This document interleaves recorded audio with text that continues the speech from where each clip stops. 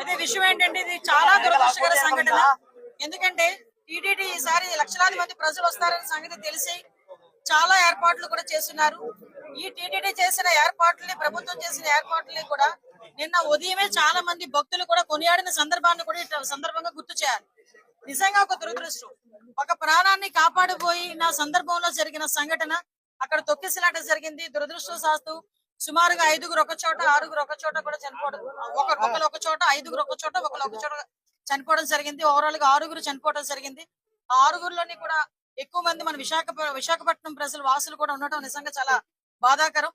ఈ సంఘటన జరిగిన వెంటనే ఇమ్మీడియట్ గా గౌరవ చంద్రబాబు నాయుడు గారు ముఖ్యమంత్రి వర్యులకి ఈ విషయం తెలియటం, వెంటనే హుటాహుటిని ఇక్కడ ఉన్న ఎస్పీ గారితోని, అదే విధంగా కలెక్టర్ గారితోని కూడా ఏం జరిగిందని చెప్పి ఆరా తీసి ఇమ్మీడియట్ గా టీటీడీ ఈవో అధికారులు అందరితోని కూడా ఒక మీటింగ్ ఏర్పాటు చేసుకుని ఇమీడియట్ గా అక్కడ ఏం జరిగింది అన్న సంగతి కూడా తెలుసుకోవడం జరిగింది. ఇంకా ఫర్దర్ గా జరగకుండా, ఇటువంటి ప్రాణ నష్టం జరగకుండా అక్కడ గాయపడిన ప్రతి ఒక్కరిని కూడా ఆసుపత్రికి తరలించి మెరుగైన వైద్యం అందించే వరకు కూడా మీరు అక్కడే ఉండాలని చెప్పి వాళ్ళందరికీ కూడా ఆదేశాలు ఇవ్వడం జరిగింది. తర్వాత ఎటువంటి ప్రాణ నష్టం కూడా జరగలేదు. ఈ రోజు చాలా మంది గాయపడిన వాళ్ళు కూడా ఇంట్లోకి డిశ్చార్జ్ అయ్యి ఇంట్లోకి వెళ్ళిపోయిన సందర్భం కూడా ఉంది. ఇంకొంతమంది ఇప్పుడు హాస్పిటల్లో కూడా కొంతమంది ఉన్నారు.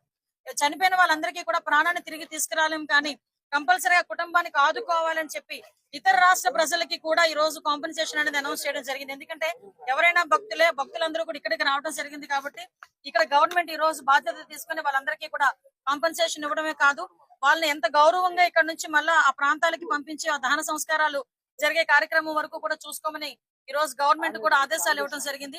ఎవరైతే ఇందాక మీరు అన్నారు కొన్ని సమన్వయ లోపమా, లేకపోతే ఏదైనా పోలీస్ వైఫల్యమా, లేకపోతే అడ్మినిస్ట్రేషన్ వైఫల్యమా, ఏది అన్నది చాలా క్లియర్ గా సీసీ కెమెరాస్ ప్రతి చోట ఉన్నాయి. మీకు తెలుసు, ప్రతి చోట ఉన్న సీసీ కెమెరాలో ఏం జరిగింది అన్నది కూడా మేము అధ్యయనం చేసుకుంటాం. ప్రతి ఒక్కటి కూడా ఎంక్వైరీ జరుగుతుంది. ఇప్పటికే ఒక ప్రాథమిక నివేదిక అన్నది ఎస్పీ గారు, కలెక్టర్ గారు కలిపి ఈ రోజు ముఖ్యమంత్రి గారికి మాకు కూడా అందజేస్తున్నారు. బాధ్యులు ఎవరైనా కూడా బాధ్యతారహితంగా పనిచేస్తే వాళ్ళ మీద ఇట్టి పరిస్థితులను కూడా చర్యలు ఉంటాయి.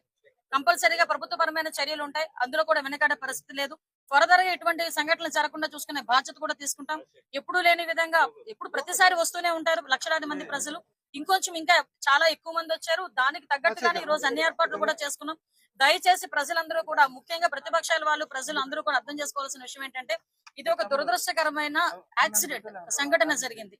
దీనికి ఫర్దర్ గా జరగకుండా బాధ్యత కూడా మేము గవర్నమెంట్ తీసుకుంటాం. ఇప్పటి వరకు జరిగిన దానికి కూడా చింతిస్తున్నాం. దానికి కూడా బాధ్యత వహిస్తూనే ఈ రోజు ఆ కుటుంబానందరికీ కూడా ఎక్స్గ్రేషియా ప్రకటించి ఆ కుటుంబానికి మేము అండగా, అంటే మళ్ళీ చెప్తున్న, పోయిన ప్రాణాన్ని ఎవరు తిరిగి తీసుకురాలేరు, కానీ కుటుంబానికి అండగా ఉండే బాధ్యత కూడా గవర్నమెంట్ తీసుకుంటుంది. ప్రతి ఒక్కరు కూడా అర్థం చేసుకోవాల్సిందిగా, భక్తులందరూ కూడా సమన్వయం చేసుకోవాల్సిందిగా అందరినీ కూడా కోరుకుంటున్నా.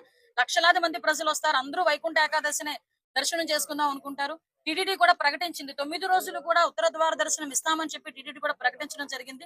ఆ నేపథ్యంలోనే ప్రజలందరికీ కూడా టోకెన్లు ఇవ్వాలని ఒక మంచి ఉద్దేశంతో పనిచేసిన ఒక చిన్న పొరపాటు అయితే, దురదృష్టకర సంఘటన ఇది, యాక్సిడెంట్ ఇది. కాబట్టి ప్రజలందరూ కూడా అర్థం చేసుకోవాల్సిందిగా కోరుకుంటున్నాం. మీకు చెప్పానండి, ఎవ్రీ వేర్ మేము సీసీ కెమెరాస్ ఏర్పాటు చేసుకుని ప్రతి ఒక్క కూడా వాయిస్ రికగ్నిషన్ గానీ, వాళ్ళకి టోకెన్స్ ఇష్యూ చేయడం గానీ ప్రతి ఒక్కటి చాలా పక్కాగా చేశాం. ఎక్కడైనా కుట్ర కోణం ఉందని ఆ కోణంలో కూడా మేము కూడా దర్యాప్తు చేస్తున్నాం. ఏదైనా కుట్ర కోణం ఉందా, లేకపోతే బై యాక్సిడెంట్ జరిగిందా, ఇప్పుడు ఇమీడియట్ గా మేము కుట్ర కోణం ఉందని మేము మాట్లాడకూడదు, మా దగ్గర ఆధారాలు లేకుండా మేము మాట్లాడకూడదు. కాబట్టి ఒక ప్రాథమిక నివేదిక వచ్చింది, దీని మీద పూర్తి స్థాయిలో దర్యాప్తు జరపమని గౌరవ ముఖ్యమంత్రి గారు కూడా ఆదేశాలు ఇవ్వడం జరిగింది. దీని మీద మనం అబ్జర్వ్ చేసుకుంటే తిరుపతి అంశం అనేసరికి చాలా సెన్సిటివ్ అంశం. కాబట్టి దేశంలో ఉన్న ప్రధానమంత్రుల నుంచి ప్రతి ఒక్కరు కూడా ఈ రోజు మిగతా రాష్ట్ర ముఖ్యమంత్రులు కూడా స్పందించారు.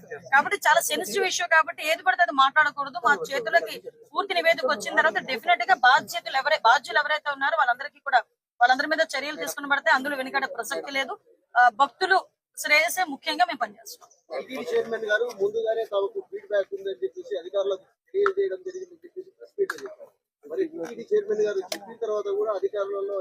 లేదండి, మీరు అన్నది నిజంగా టీటీడీ చైర్మన్ గారు ముందుగా నివేదిక ఇచ్చింది.